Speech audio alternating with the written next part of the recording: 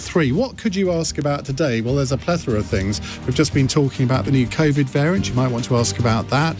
What's been happening in the Channel over the past week and the summit that Priti Patel wasn't allowed to attend at the weekend. Or hot off the press, Keir Starmer's reshuffle. I have a little list right here.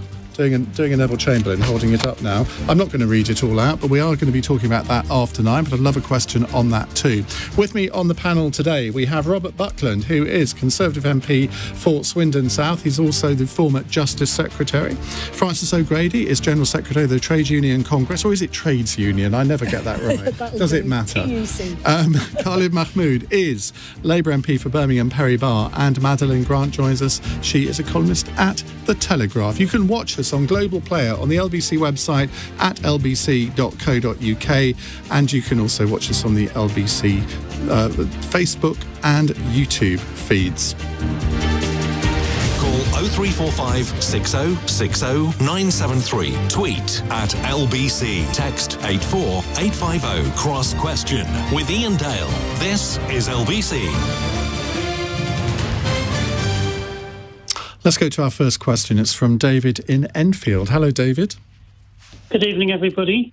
Does the panel agree that Boris Johnson is very good at winning elections, but incompetent at running a government? Robert Buckland, you've just left his government. You can be free to say anything that you like now, can't you? Well, what I would say is the honest answer is that Boris is the best campaigner of our generation. And I've said before that I think campaigning is important, and I think that's how you get power. But governing is also very important. And I think how you govern is how you're going to be remembered. And I think that what we have is a Prime Minister who's fizzing with ideas and anxious to get things done and makes lots of announcements. But what we need to do now is, rather than making more and more announcements, let's actually concentrate on what we said we'd do in the manifesto, which I helped put together, and deliver it. And that's certainly what I focused my mind on when I was Justice Secretary. And my strong advice to him and to everybody in Cabinet and government is to do the job. Look back at that manifesto, read it and implement it. I always had the manifesto on my desk because that for me was the guidebook. And I take a leaf out of Margaret Thatcher's book, who always talked about implementing the manifesto. You know, I remember her saying, we've done 90% of our manifesto, we're going to finish it by the end of the Parliament. If we had more of that talk, I think the public would be much clearer about the good intentions of the PM. So you're effectively saying that Boris Johnson looks at his own manifesto as a bit of a work of fiction? I'm not saying that. What I am saying is that sometimes it's good to go back to first principles, and tempting though it is to fly off with all sorts of new initiatives and ideas, let's actually get the job done. I would say in large measure things are getting done. Legislation's being passed, the manifesto's being implemented, but let's talk about it. Let's talk about what we said. It wasn't just get Brexit done, it was unleash Britain's potential. That was the other part of the headline. Well, that's what I think he's doing. Well, let's talk about it and let's talk about that plan. But there are so many manifesto promises that have already been broken, aren't there? That's the problem. Well, you say this. There have been, shall we say, there's been a huge change of circumstances, which was COVID. That wasn't in the manifesto. And that clearly has changed the way in which the finances are being run, the way in which we fund public services. In fact, you know, very often the way in which we do government. Now, putting that to one side, there's still plenty in that 2019 document, it's only 2 years old, that has aged well. And frankly, we are doing. So my view is, let's focus on what the plan is. Let's talk about how we're doing it, and let's fill in all those gaps where we haven't finished the job. Francis, I imagine you have a slightly different perspective, or maybe you agree with a lot of what I think the worst thing that any politician can do is over-promise and under-deliver. And I think that has been the hallmark. I think David's right in his question that that's been the hallmark of this government. If you think about HS2, people in Leeds feeling pretty let down. If you think about social care, that was all going to be sorted, and then we discovered... To be fair to him, he has at least come up with proposals, which is more than any previous government has done. People who paying a bigger share from fewer assets, people in the north again, properties worth less, valued less, they're going to be hit harder. Social care majority of social care workers still on less than £10 an hour. And I think a lot of us actually were prepared to roll up our sleeves on a levelling up agenda. I think that was, some of us were a bit confused about what it meant, but we were kind of prepared to give the Prime Minister the benefit of the doubt on that, and still would. But it's got to include raising living standards. It's got to be about, for sure, pride in place, but that takes hard investment and patient investment. It takes a real industrial strategy. It takes cherishing our manufacturing industry and making sure it can thrive. It means having a proper skills strategy, which we still haven't got after all this time. So I think there is a sense in the country of people a bit of fatigue around that kind of campaign persona where he gets up in front of the CBI and makes jokes that don't quite land anymore, and people feel, we're in serious times, we want serious action, and there are a lot of problems that need fixing after 10 years of austerity with our public services. There are a lot of problems that need fixing. Just a reminder of the question from David in Enfield. Does the panel agree that Boris Johnson is good at winning elections but bad at running the country?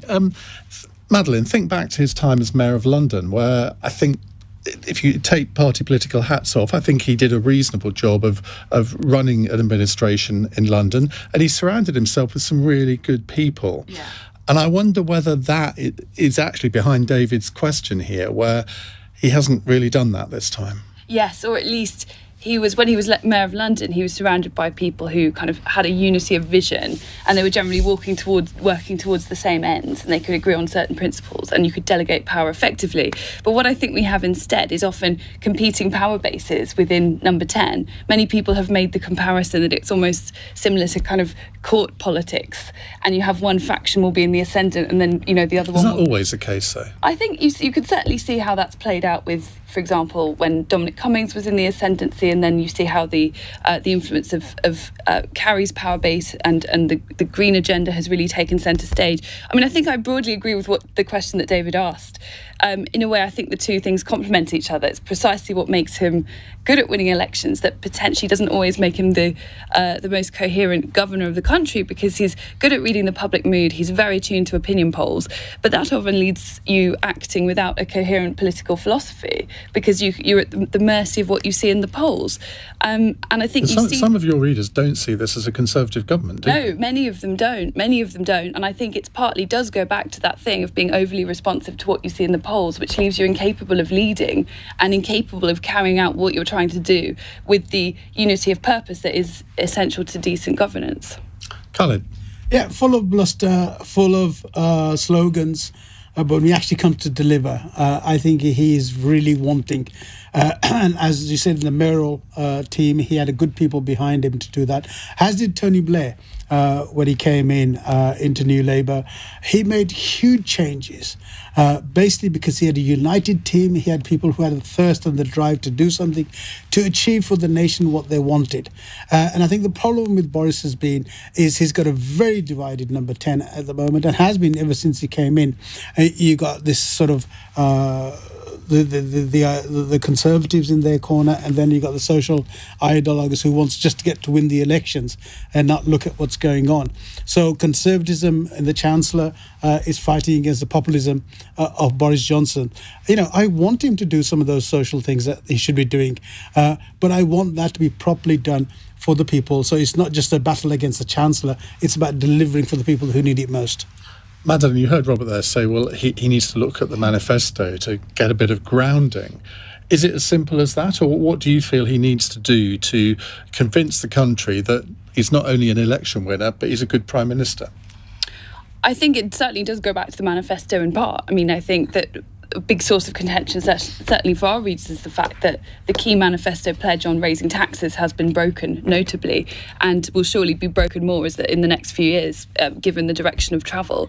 That infuriates people, and I think it's potentially based on a misunderstanding of the polls, an idea that the Tories' new voter base in the Red Wall or wherever are, in favour of a bigger state, when that's not necessarily the case. So I think that definitely feeds into it. But overall, I think it's a case of having a philosophy that guides you throughout. And I think that's why Margaret Thatcher proved highly effective, because everything she did, she was straight with people. You knew where you stood with her, whether or not you agreed, whether you agree or disagree with what she did. There's no doubt that she had a kind of plan, and she generally followed it through. Whereas I think that the incoherence we see from Boris Johnson, the fact that he will merge, quite often quite sort of social democrat policies, but he'll talk in abstract about how much he likes free markets and so on. I mean, I think that's what you get when you have a lack of coherence at the heart of what you're doing. But Robert, lots of people say ideology is bad in politics. So Madeline was saying we need to be a bit more ideologically rooted. And of course, thinking back to the Thatcher years, we all think of that as a sort of ideologically rooted government. But actually, Margaret Thatcher was a big pragmatist. She was a massive pragmatist. What she did have was very clear principles. This is what I think is important. I'm not an ideologue. I'm a classic Tory. I don't believe in ideology, but what I do believe in is enduring principles. Whether it's sound money, whether it's being fiscally responsible. And by the way, fiscal conservatism does involve sometimes a measure of tax rises. Look, Geoffrey Howe's 81 budget was a tax rising budget, let's not forget. So, the Chancellor shouldn't be criticised for that. But at the same time, we have had massive shifting sands in terms of what's happened in the world. So he's to be forgiven for that. But I do think that, if he's, retiring to bed tonight, if he's listened to anything that we've said, he should reflect upon the fact that I think he does have enduring principles about what he wants to achieve for the country, and he needs to go back to them and talk about them in a coherent and repetitive way. The Prime Minister loves new initiatives. It's exciting when you have new initiatives, but sometimes you've got to repeat the message so that people hear what you're saying and understand what you're saying in their busy lives. And I think that element of discipline is lacking, and that is what we need. Well, if the Prime Minister isn't listening at the moment, he can catch up on the Cross Question podcast about an hour after the show finishes. Just to round this off, Francis, he's obviously a very charismatic individual, and that appeals to many people. Yet you have a Labour leader who I don't think even his biggest fan would say was Mr. Charisma. Is that a problem for Labour? I think it all depends on the electorate and what the electorate wants. And my sense is that, well, maybe we'll talk about this later, but with new worries around the virus mutating, around what that means for livelihoods, about what that means for our NHS and social care system, I think people are looking for a degree of seriousness that, unfortunately, the Prime Minister doesn't seem able to summon up at the moment. But there's lots that he could be doing. I mean, you don't have to raise taxes in a way that hits middle-income workers and low-paid workers hardest. You don't have to do that. You could be thinking about the Employment Rights Bill that we've been promised for years now, and yet still haven't seen. That would relieve people of those real worries. Certainly I hear about 0 hours contracts and full self-employment and fire and rehire. These are real problems that people are facing, where actually there's broad consensus, I think. We may disagree about how, but we agree it needs to be tackled. Why not get on with it? David, thank you very much for your question. Keep your calls coming, 0345 6060 973. It's 8:15. LBC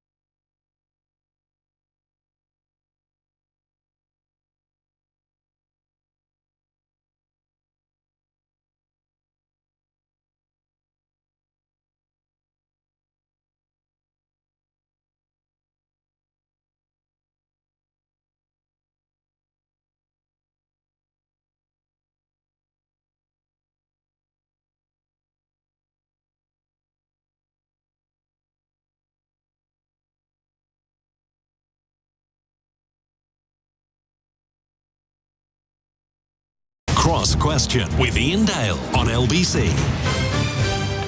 18 minutes past 8 on Cross Question. We have the former Justice Secretary Robert Buckland, Francis O'Grady from the TUC, Madeline Grant from the Telegraph, and Khalid Mahmood, Labour MP for Birmingham, Perry Barr. Next question is from Stephen in Harrow. Hello, Stephen. Hello, how are you doing? Just a quick question about the mask, and it's going to be law tomorrow. Yeah. With TfL saying it's going to be law, I'm a bus driver, and we haven't got any powers to tell people to come off the bus. And over the pandemic, the whole period, I think maybe the police come on the bus once out the whole lot of that time. So on the buses, I think it's not going to work.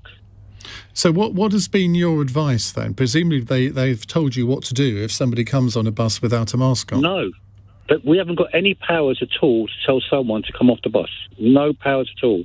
And this is a bit, as bus drivers, what we don't get, because we're policing.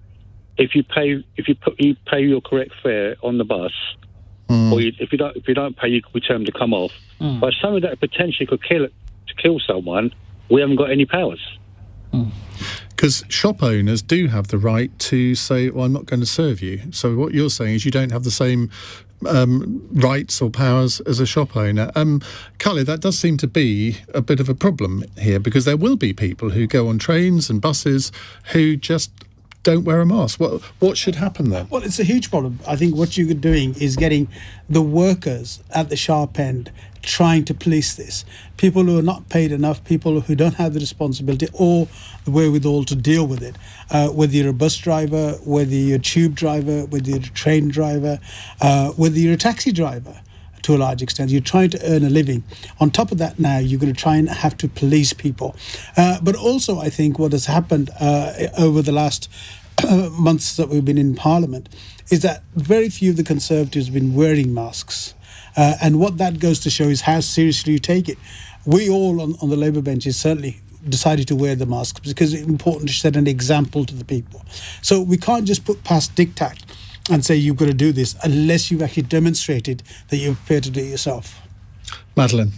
Well, I think that the fact that it doesn't have an obvious mechanism and that those who are charged with enforcing it lack the wherewithal to do so, I think that slightly reflects the way in which this has been rushed through. You know, it's all happened very quickly. We've gone into panic stations mode at the arrival of this new variant, and the government has acted quickly. I think it's that sort of do something mode that you get a lot in politics, which is we're here, we're looking busy, here we go. But actually, you know, even though I don't think I agree with Khalid quite in everything that he said, but it's definitely true that you need to get the population to have bought in to something like this. And I mean, what is the evidence today? I would say, well, I mean, it's purely anecdotal, but from what I've seen today on my train and indeed in Charing Cross Station, I would say double the amount of people wearing masks today than were last week. So, because you're right, public consent is absolutely vital here. Yeah, because we don't have the troops on the ground to be, you know, a policeman in every train carriage to check that people are going along with it. And I have noticed that it seems like the British public, in opinion polls, they say they like restrictions, but they won't do it until they're officially told by someone to do it, which strikes me as quite a shame. You know, I think if you believe in it, you should do it or not. We shouldn't wait for the government to tell us whether or not to wear them. Playing devil's advocate, Francis, on trains, of course, there are guards who check that you've got your tickets, and they do chuck people off a train if you haven't got a ticket. So what's the difference here?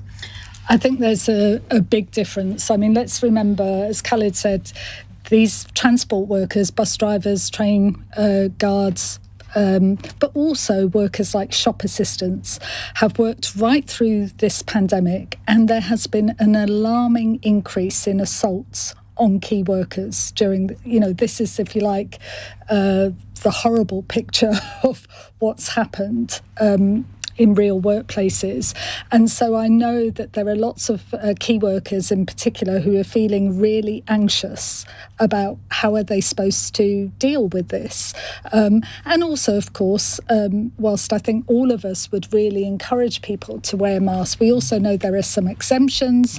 You know, key workers are just not in a position. How do I judge whether this person is being honest in saying I'm one of the ones who's exempted? So, I mean, one of the things that seems really important to me that we did when the pandemic first kicked off was to say to government, bring us all around the table. That's how we developed those first national guidelines on health and safety that were about doing what people are supposed to do in law already, proper risk assessments, making sure that... And you were brought in on this, weren't you? We were, but I tell you, we had to hammer on the door, if I'm honest. And it was at a time, you'll also recall, when various ministers were saying, get back to work, with no more working from home, without any notice or any recognition that actually people just want to be spoken to. And very often we can come up with pragmatic, sensible ways through, but you cannot expect the worker on the front line to deal with an angry and, sadly, in some cases, potentially violent customer. You cannot put them in that position. But train guards have to do that every day, don't they? I mean, I get the point about bus drivers, but train guards are there to enforce rules. Well, rules, but this is something that the government has introduced as a law without yet being clear about how it's going to be enforced. And I do think it's important, because I think we all want this to work. Actually, most people, I think, have been incredibly sensible in wearing masks, also voluntarily, in fact. I've noticed that. But people do like clarity and they do like consistency, and workers on the front line want to know, what do I do when somebody says no? Robert? Well, look, I really thinking about Stephen's dilemma. He's right to raise this because there are contradictions. So if you are, for example, behind a shop counter and somebody comes in who's clearly underage and wants to buy cigarettes, you're obliged by law not to sell those products to underage children. And in fact, there's criminal legislation on this. So there's an obligation on the shop worker and the shop... Alcohol as well. Alcohol's another one.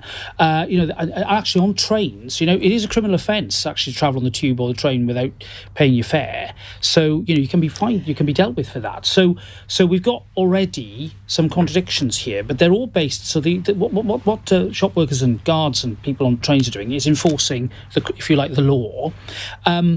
But with masks, I think inevitably it's all about degrees. Now, you could have a series of, other laws and regulations to put an onus on, say, Stephen and bus drivers to enforce the law. I'm not sure that's going to help anybody, bearing in mind the sheer volume and number of people that we're expecting to wear masks and the impracticability of enforcing such a law. I think the reality is here that we're talking about consent.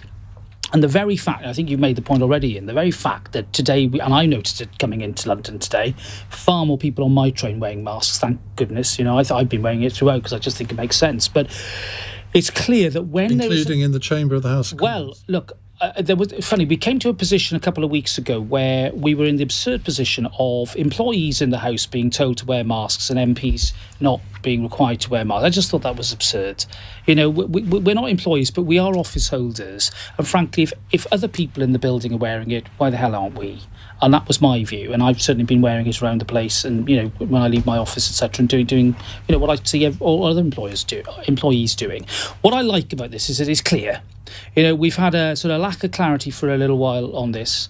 And the fact that the government prepared to act swiftly over the weekend and reimpose this regulation does give clarity. It doesn't solve Stephen's problem in its entirety, but I think he'll find that tomorrow on his bus, if he's on duty tomorrow, if he's working tomorrow, a lot more people will be complying. But I do accept that he's still going to have... wouldn't one way around this be for the British Transport Police to effectively do a blitz on buses so people get the message that if you don't wear the mask on the bus, you could because presumably they can issue on-the-spot fines for this. So that surely would be one way of doing it. We should sort this out.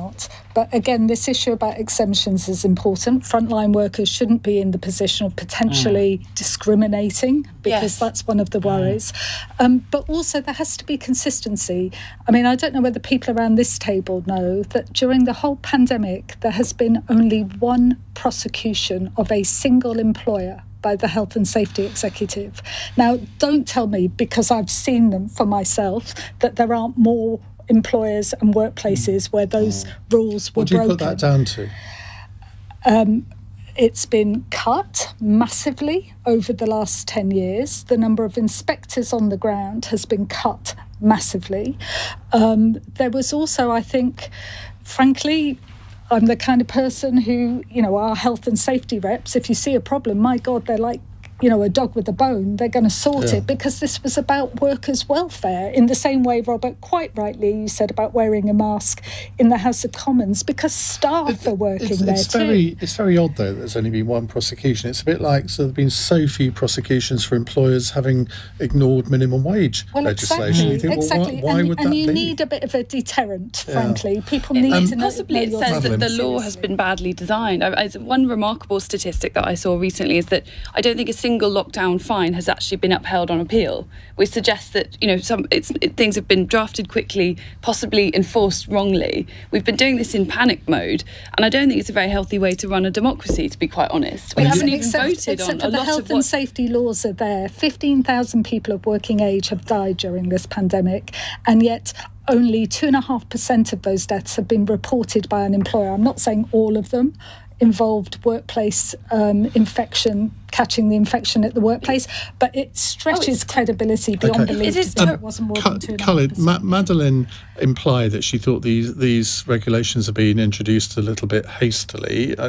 Is that an accurate summation? I think it's notable that a lot of this hasn't been through normal parliamentary checks and balances. They've been waved through using statutory instruments. They haven't been voted on. There is going to be properly. A vote tomorrow. There is, but it happens after the event. Northern Ireland, they brought in COVID passports. They're not being voted on until a week later. Do you think it was right for the government to act so quickly? Because this is one of those occasions where you're kind of damned if you do and damned if you don't, isn't it? I think in this instance, because we caught the variant fairly quickly, anything that we do is good. Because what we've done with the Delta variants, we didn't do that for about 6 weeks.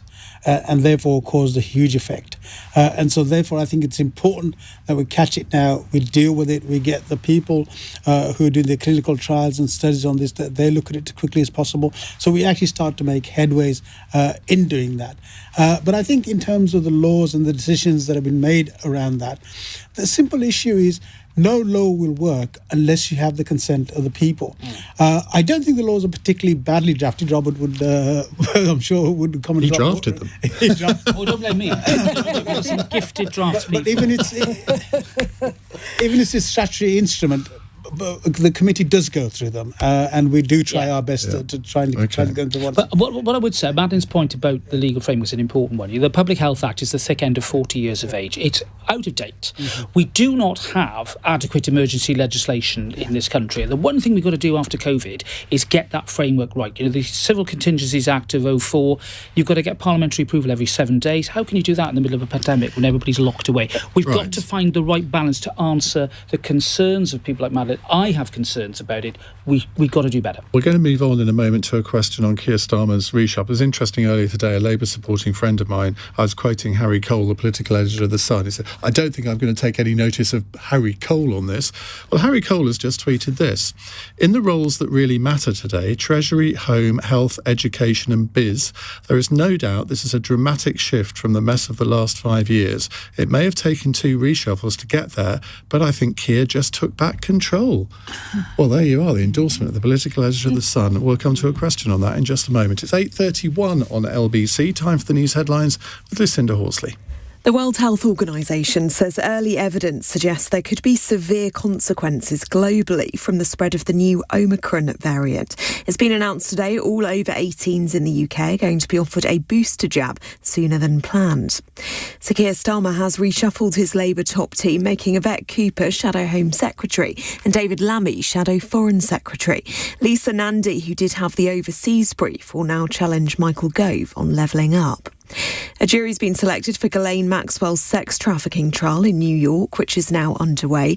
The 59-year-old has pleaded not guilty to enticing minors over a 10-year period. LBC weather, a cold evening across the southeast of England, but turning increasingly cloudy and mild overnight. Some rain in the north, a low of 3 degrees. LBC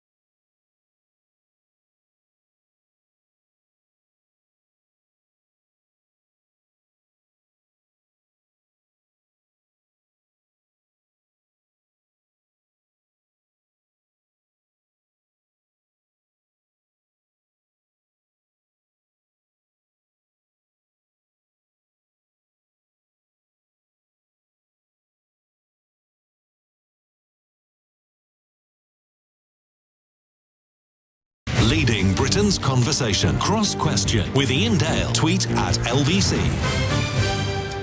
8:35, if you just tuned in, we're with Robert Buckland, Francis O'Grady, Khalid Mahmood and Madeline Grant.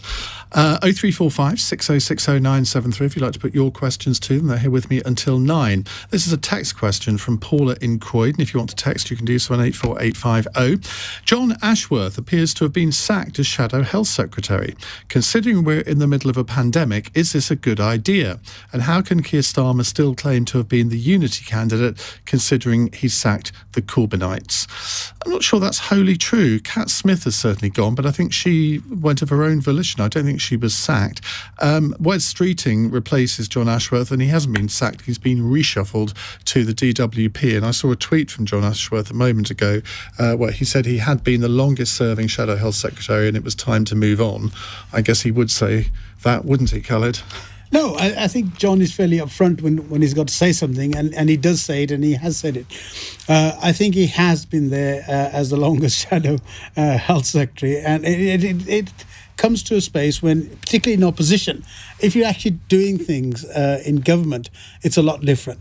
In opposition, just doing things which you want to get through, very rarely have a chance of getting anything through at all. And so I think to move on to DWP, which is a hugely important department, and I think John remains his credibility in taking that department over. Are you surprised that Yvette Cooper has agreed to come back into the Shadow Cabinet? Well, I'm actually very pleased that she's come in. I support Yvette hugely, have done during her leadership campaigns. I think she's very competent. She's kept that Home Office portfolio through the chair of the committee, and she's really in tune with it. She knows what the issues are, everything from policing to radicalisation. She's got a handle on that, and I think she'll be absolutely wonderful, and it'll be a great Home Secretary. Now, you resigned from the front bench, didn't you, not that long ago? Why was that? I resigned in April this year, basically because I wanted to spend some more time doing some of the stuff that I became into Parliament for. It was 20 years into Parliament, and I actually thought, what difference am I going to make to depending on whenever I decide to go. And I wanted to look at radicalisation. I came in when 9/11 happened. And the fact it's still growing is a real concern to me, and really I want to concentrate on that. And the second thing is around about engineering and apprenticeships, which is what I am. It's not quite what you said at the time, though, is it? You said that your party had been taken over by, quotes, a London-based bourgeoisie with the support of brigades of woke social media warriors. That's true, and that was in turn of the local election that was just had, the results that we had, and I still believe that. I think when people go out, particularly in engineering, manufacturing, any jobs you do, whether you're working in a warehouse, stacking shelves in a supermarket, or going out to industry, those are the people that our voters are. Those are the people we're going to go for. There is no red wall. Those are our people. And we're going to support them because that's what they do. They go out to work, and most of them have to leave the house to do it. And that's why it's so important. So David Lammy being promoted to Shadow Foreign Secretary, Wes Streeting, Ilford MP, being promoted to Shadow Health and Social Care Secretary. Are those two who you meant by being woke warriors? No, David's very much hands-on, and I've known David for a long time. He just came in before I did on a by-election for Burning Grant. And David's somebody that you can regularly speak to, and David's very good in terms of that. But being the first black Shadow Foreign Secretary, I think is a huge achievement. He's become a real statesman over the last few years, and he's doing really well, apart from the programme that he does for the LBC. And we'll have to see about that. Well, I'll tell you, I'm looking forward to David Lammy reporting live from Johannesburg or wherever. Robert, you've seen reshuffles come and go in government and in opposition. Yeah. This seems to be a much more serious team, a sort of, dare I say, government in waiting. Well, I think whilst I agree with what's been said about Yvette Cooper, I remember when she was Shadow Home Secretary last time, I always thought she was very effective. I have a lot of respect for a lot of those names around the table. Sense of butt coming? Yeah, of course there is. It's actually, what are they saying? What are they trying to deliver? What's the policies? And I'll say this about the Labour Party, elections probably coming in 2 years. Where's the policy development? Where's the serious think tank work that you need to do? The wonky, not wokery, the wonkery that you need to do in order to really have a detailed plan for government. There isn't any. And this is their problem. You wouldn't want to exaggerate, would you? I mean, there are Labour think tanks that clearly are doing this sort of thing. The IPPR, for example. Well, look, I respect, the good quality work is done, but I'm not seeing a real sense of purpose. I think where they are today is that they might just about be getting the hang of opposition. Now that's a start, yeah. But getting the hang of... Could you be more condescending? They are... Well, I've got to say it as I see it, I'm afraid. I've got to say it as I see it. And, David Lammy was my shadow. Got a lot of time for David. And he's quite well connected internationally. He's got friends across the world. And I can see why Keir's gone for some names, people who are known out there. But ultimately, the name that matters is his. And he's got still a lot of work to do to convince people that he can lead the country and lead an alternative government. Francis, you look down this list and there aren't actually that many new names that have come in. Yvette Cooper is clearly the standout one. He's sort of shuffled the pack around, hasn't he, rather than sacked a lot of people and brought new people in. I haven't seen the list in full. I've got the list here if you want to have a look at it. Thank you. But I think any leader of the opposition of any colour of party has to have a laser-like focus on winning. And, you have to be really, really determined to win, and you need a team around you that's hungry for power, not just protest, but actually power and governance to make a difference to the lives of the people you want to represent. And I disagree with Robert in one respect in particular. Over the summer, we saw from Labour a big campaign around a New Deal for working people that set out very clearly the improvements in working lives that actually we've been arguing for across the spectrum. We're at the point where whoever delivers it, we want somebody to deliver a crackdown on some of those exploitative practices like fire and rehire and 0 hours. But that was Barry Gardner doing that. He's not on the front bench. No, it's the New Deal for working people has been but on set fire out and in great rehire, detail. why wasn't that? Who is Labour's shadow employment spokesperson? I don't know who it Keir is. Starmer talked about it when he addressed the TUC Congress. So this is something that's important to us because trade unionists tend to be practical people. We want to fix the problems. The reason why Barry's come in on this is because he had a bill on private members' bills that got through. I spoke to Barry on Saturday. And that's why he's come in. Has done a fantastic job going around the country. But it's how you get I've access. been supporting him, I'll tell you. So it's how you get access to bills was the issue here. And because it got through the ballot on the private members' bills, that's why it's been put through. And I think it was pretty shameful that it was filibustered out. I'll be honest. Real groups of workers. I think behind the scenes, the government have promised they're going to do something. Let's hope so. But let's get a move on. Madeline, is there a single Telegraph reader that is going to think, looking at this list, I'm going to vote Labour now? Let's see what the letters page tomorrow says, or the day after. It's definitely been, as reshuffles go, it's definitely been successful for Keir Starmer. The last one was a bit of an omni-shambles. I think he tried to sack Angela Rayner and ended up giving her more job titles than George Osborne at the height of his career. So there's, it's an improvement, and there are definitely big names. And I think that point about recognition and people that people have actually heard of is very important, because a huge part of the problem for Keir Starmer is simply that people have switched off. I think it doesn't really matter what his message is. Very little of it seems to seep through. And he's had a bit of a hard time in the pandemic, because generally what they have been arguing for, the opposition, has been whatever the government's doing, but slightly stronger, which is it's hard to differentiate yourself. We haven't been having the usual discussions about policy where you can kind of show what you're really about. But I think as Robert said, I think we have to see what they say. And there are lots of issues that matter greatly to the British public that Labour is so far either I think at odds with the public, or so vague that you couldn't possibly know what they thought of it. I think immigration is an important one we've yet to see, and it's quite late in the day to be fleshing all of that out. I don't think Preeti's got very far with it either. I think really it's a huge shambles to allow so many people coming through and putting lives at risk, as we've seen last week. We're coming on to that subject. Well anticipated, Khalid. 8:45. LBC. Nick Ferrari at breakfast. Weekday mornings from 7. Former Prime Minister Gordon Brown, arrival of this Omicron development. Never mind this Christmas, Mr. Brown. Can I put it to you that if we don't tackle issues in parts of Africa, we could start worrying about Christmas 2022? If we can't crack this problem that we have a world that is half vaccinated, then the disease will ultimately spread and there will be more new variants and it will come back to bite us, even in countries where we've had 3 vaccinations or even more vaccinations to protect ourselves. Nick Ferrari at breakfast. Back tomorrow morning from 7. Listen on your radio and on Global Player. LBC.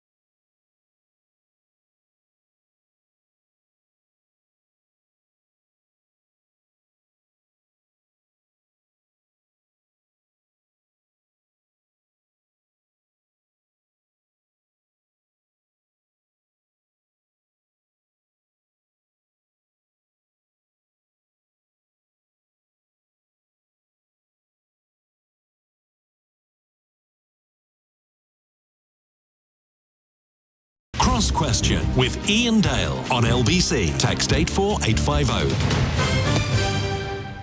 Time for another question with Dale in Southampton. Hello, Dale. Hello, Iain, and good evening to the panel. My question is, in light of the tweet that the Prime Minister did with regards to the letter that he sent President Macron, do they feel that that was a misjudgment, and that he is actually not the international statesman that he should be? Personally, I have private conversations with friends and colleagues that are sensitive, and if I was to voice those, I would lose respect from them and further dialogue. What do the panel think? Good question. This, of course, happened on Thursday evening. I actually read out the whole letter on air, which took rather longer than I thought it might, if I'm honest. And my producer says, yeah, we wish you hadn't. But immediately after that, Madeline, I interviewed one of President Macron's own MPs, Bruno Bonnell, who said he agreed with every single thing in the letter. Yes. And then, of course, the next morning, Macron basically blew up. Yes. But was it right to make this letter public? I think it was right because it was very civil. I think the letter itself you couldn't fault. It was very cordial to the French. It had laid out some practical proposals, and I think it was right to make that public because it shows it would add pressure to what they're trying to achieve. And right now, I think the French have often been unreasonable. They've often been guilty of precisely what they accuse us of doing. And the kind of agreements, I think, there's two ways of approaching this. One of which is to, to start to look at amending our existing human rights legislation, which many people would not be in favour of. The alternative is some kind of agreement with France. France is not playing ball. They have their own reasons for doing this, some of which are, I think, quite populist, exactly the kind of things that they accuse Boris Johnson of doing. So I actually think, in the circumstances, if you're going to sort of say that, you doubt the Prime Minister's statesman skills, I think there's perhaps better examples than the letter. Frances. At a personal level, for me, there has been nothing more depressing than watching two governments play playground politics when people I thought you and could say willy children waving there. Are drowning in the Channel. I find it quite astonishing. To me, it has, even in its own terms, it hasn't been effective. Do you think the motivation of writing this letter and making it public was to deliberately antagonise the French?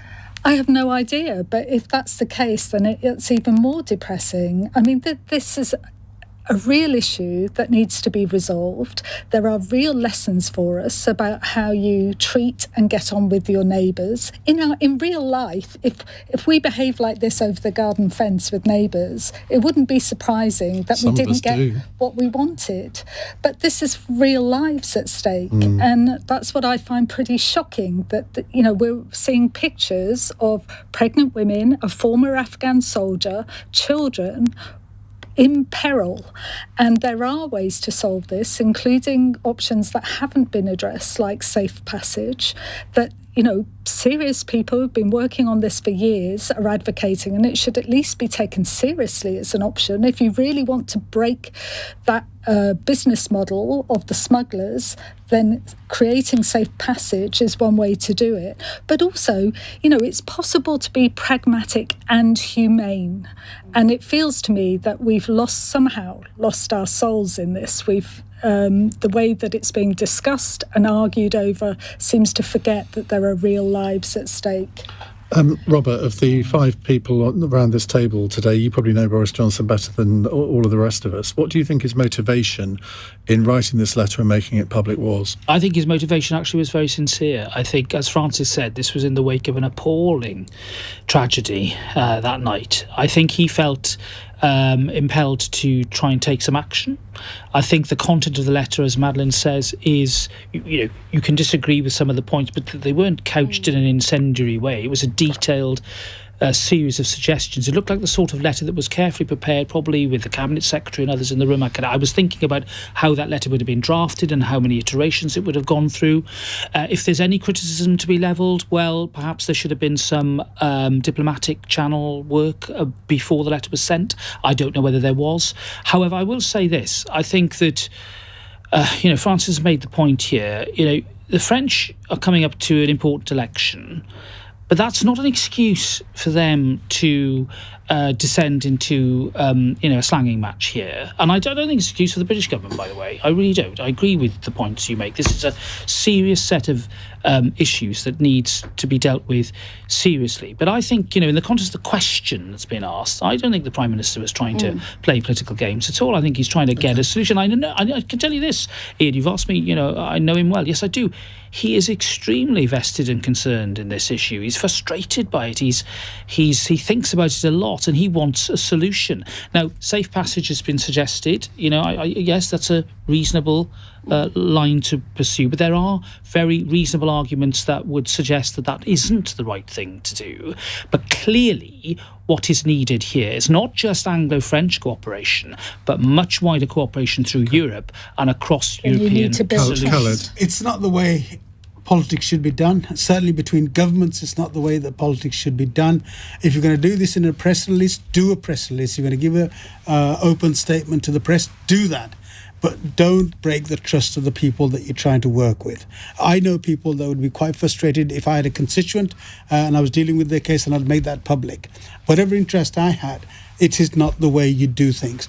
And I think more importantly about the seriousness of this issue, it's tragic. It's so tragic. It's unbelievable. I said to Priti Patel on the statement that she made, is that will she accept these safe passages that are given to people coming through? She worked around, didn't answer the question. So either you're going for that or you're not. If you're going for that, you have to give the direct passage. Priti Patel and the Home Office has been woeful in trying to control this issue. You don't speak to the French, we don't speak to the Europeans in the way that we did. We got the job done, but these are the consequences. But the French Interior Minister says that he speaks every week to Priti Patel, and when they have conversations, it's all very friendly and constructive. And then she goes out and makes incendiary statements. It's no good having good conversations when you don't achieve anything. And that's what we want to do. I believe this is a lot too late now, because when originally some of these crises happened, we allowed a lot of people to die, a lot of people to suffer. What we should have done, taken the advice of the international aid agencies, is setting up places for these people to come through, to actually be checked and given safe passage in the first instance. Once we allowed those people to walk through Eastern Europe and then all sorts of boats to come across and giving all that sort of money to the people smugglers that we have done, we're too late in this. What we've got to do is go back to stopping people coming into Europe, and that's the key thing. I very much agree with that point, but I don't think that offering more safe passages will entirely solve the problem. I think some of the people who so tragically drowned perhaps wouldn't have been the ones allowed first through the safe passage, because they weren't necessarily top of the list of the neediest. So I think that alongside offering more safe passages, which I entirely agree with, it also needs to be the case that to change the incentives around it so that you cannot enter the country legally and gain asylum that way, because as long as that incentive exists, these tragic crossings will keep happening. And I think you have to think with both head and heart. To be possible to enter at the moment, if a former Afghan soldier finds that the only way he can enter the country is by getting on one of those dinghies, what does that say? I thought we were supposed to have a resettlement scheme. Well, I think you do. What's you do happened? more. You try and do more through other ways. The vast majority have no legal way of entering the country, and I think that's the problem. Well, that's what needs to change. But you can't have it so that there are serious incentives for people to make these journeys. Because as long as that is in place, then the horrible business model of the traffickers will continue. Alice in Northwich says what used to be called megaphone diplomacy, Iain, never works, as I'm sure you know. And going back to the question on the shadow cabinet reshuffle, are there any levers in the new Labour shadow cabinet? Yes. It's basically a people's vote tribute band, says Simon. I have looked through the list, and I have to say I can't spot a single one. Point. But there we go. I'm going to apologise to Richard in Woolwich, who I had hoped to get to, but everyone spoke for a little bit too long there. So I'm afraid, Richard, if you want to call back tomorrow night, I guarantee that we'll get you on tomorrow night. Just time to end with a fun text from Jean in Sheffield. 61 people spent 3 days trapped in the UK's highest pub after getting snowed in on Friday night, having travelled to watch an Oasis tribute band. I can think of nothing worse. What's your favourite pub, Robert Buckland? Well, I have an embarrassment of riches. I think off the top of my head, I would say the Cresselly Arms, which is down in deepest Pembrokeshire, which has an open bar in the summer. You can have a drink outside. It's lovely. It's very COVID compliant as well in the summer. It's a delightful. And thereby fending all the pubs in your constituency. Francis O'Grady? I love them all. I don't think I better name the particular Irish pub that I was once locked in because it didn't take a snowstorm. Francis. Lush. Using in the down with the kids' sense of the word. Madeline? I think mine is probably a pub where I used to work. I loved it because it was in Stratford-upon-Avon, and lots of lovely tourists who have paid very generous tips, especially if you talk to them about Shakespeare, and it's called the Black Swan. Khalid? I have 3, although I don't drink. I have 3 because what I do is different councils. We go out for lunch, and some of the local people we go out to lunch to. And so those are the ones they prefer. We actually go and have quite a good time. We spend a couple of hours having lunch. They will consume alcohol, and I will have my sparkling water usually. But we have a great time, and they're a good resource to the local community. And I think we want to encourage more pubs. Name them. The beaches, the tennis courts, and the Church Tavern. Okay, well, I'm going to give a shout out to the Bucks Arms in Blickling in Norfolk. Marvellous food as well. Right, that brings us to the end of Cross Question for today. Robert Buckland, Francis O'Grady, Madeline Grant, Khalid, Mahmood, thank you very much indeed for joining us. Tomorrow on the show, we have Professor Anand Menon from UK in a Changing Europe, Damien Green, the former de facto Deputy Prime Minister, Francis Foster from the Trigonometry podcast, and Baroness Jenny Jones, the Green member of the House of Lords. You're listening to LBC. I'm Iain Dale. It's 9 o'clock. On your radio, on Global Player, and Play LBC. leading Britain's conversation. This is LBC. From Global's newsroom, experts say early evidence suggests there could be severe consequences globally from the new Omicron variant of COVID. The World Health Organization says the strain could lead to a surge in cases and the risk is very